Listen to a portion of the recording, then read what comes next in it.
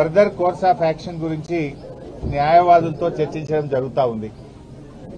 ఈరోజు రాష్ట్ర ప్రజలకు తెలుసు, అందరికి కూడా తెలుసు, రేవంత్ రెడ్డి గారి ప్రభుత్వం కేవలం డైవర్షన్ పాలిటిక్స్ లో భాగంగా కేటీఆర్ గారి పైన ఈ అక్రమ కేసు నమోదు చేయడం జరిగింది.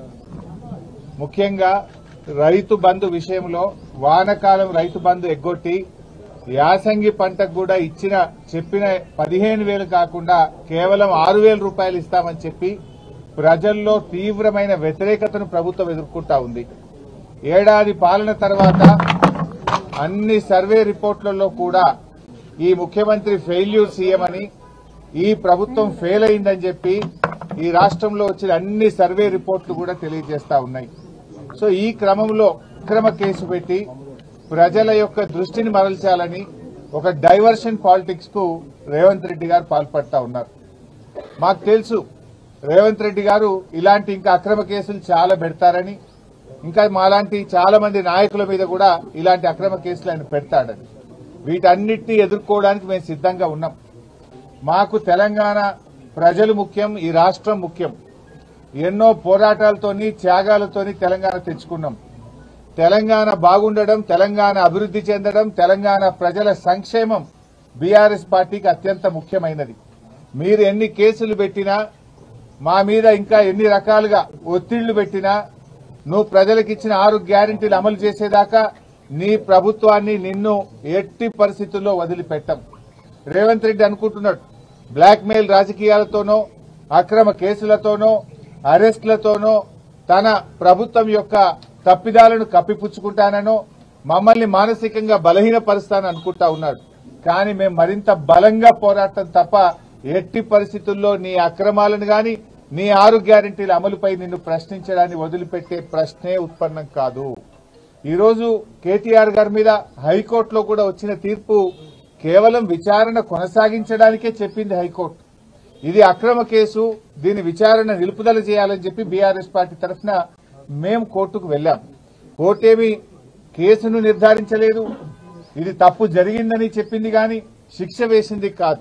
కేవలం విచారణ కొనసాగించడానికి మాత్రమే ఈరోజు కోర్టు అనుమతి ఇచ్చింది. విచారణకు సహకరిస్తాం. ఈ ముందు నుంచి కూడా కేటీఆర్ గారు 100% విచారణకు సహకరిస్తామని చెప్పాం. ఎందుకంటే మేము తప్పు చేయలేదు, అసలు అవినీతే జరగలేదు, రాష్ట్ర ప్రభుత్వం నుంచి 1 రూపాయి కూడా గ్రీన్ కో కంపెనీకి చెల్లించలేదు.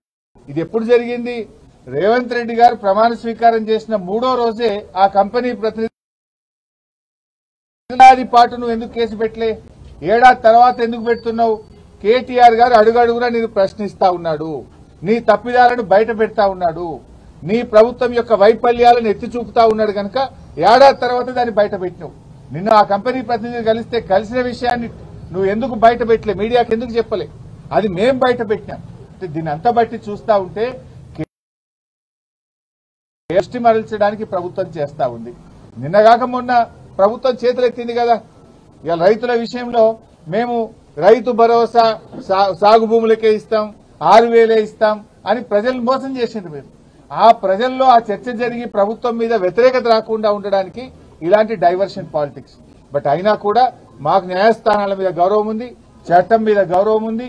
తప్పకుండా మేము అన్ని రకాలుగా దీనికి సహకరిస్తాం. సరే, ఫర్దర్ గా సుప్రీంకోర్టుకు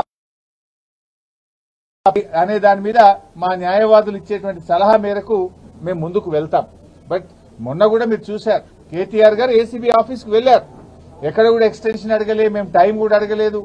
వాళ్ళు నోటీస్ ఇస్తే మేము వెళ్ళాం. ఎందుకంటే తప్పు చేయలేదు కనుకనే ధైర్యంగా విచారణకు పిలిచారు. తప్పకుండా వెళ్తాం. ఎట్టి పరిస్థితుల్లో విచారణకు మేము వెనుక వెళ్ళట్లేదు. కాకపోతే ఈ ప్రభుత్వం తీరు బాగలేదు కనుక న్యాయవాదులతో నేను వెళ్తాననే కేటీఆర్ గారు అన్నారు తప్ప దాదాపు 45 నిమిషాలు విచారణకు వెళ్లడానికి రోడ్డు మీద నిలబెట్టినా కూడా ఓపిక్గా కేటీఆర్ గారు ఏసీబీ ఆఫీస్ ముందు నిలబడ్డారు. దట్ మీన్స్ మేమేం తప్పించుకోవాలని కాదు, ఎందుకంటే మాకు తప్పు చేయలేదు అనేటువంటి పూర్తి నమ్మకం మాకుంది. అక్కడ అసలు అవినీతే జరగలేదు. ప్రభుత్వ ఖజానా నుంచి 1 రూపాయి పోకుండా నువ్వు అవినీతి జరిగిందని ఎట్లంటావు? అవినీతే జరిగిన ప్రశ్నే లేదు అక్కడ. ఈ రాష్ట్రం ఇమేజ్ పెంచడానికి, హైదరాబాద్ బ్రాండ్ ఇమేజ్ పెంచడానికి ఈ రోజు ఈ కార్ రేసింగ్ ను కేటీఆర్ గారు హైదరాబాద్ తెచ్చారు. బాగా పనిచేశారు. వాస్తవానికి ప్రపంచం మెచ్చుకున్నది, దేశం మెచ్చుకున్నది, మిగతా రాష్ట్రాల ముఖ్యమంత్రులు కూడా ఇది మా రాష్ట్రానికి వస్తే బాగుండని చెప్పి ఇతర రాష్ట్రాలు మనతో పోటీ పడ్డాయి. కానీ కేటీఆర్ గారు ఒప్పించి మెప్పించి మన రాష్ట్రానికి తెచ్చి మన హైదరాబాద్ బ్రాండ్ ఇమేజ్ పెంచే ప్రయత్నం చేశారు. అంతే తప్ప ఇక్కడ అవినీతి జరగలేదు. ఈరోజు కేవలం ఇది ఒక కక్ష సాధింపు తప్ప ఇంకోటి లేనే లేదు.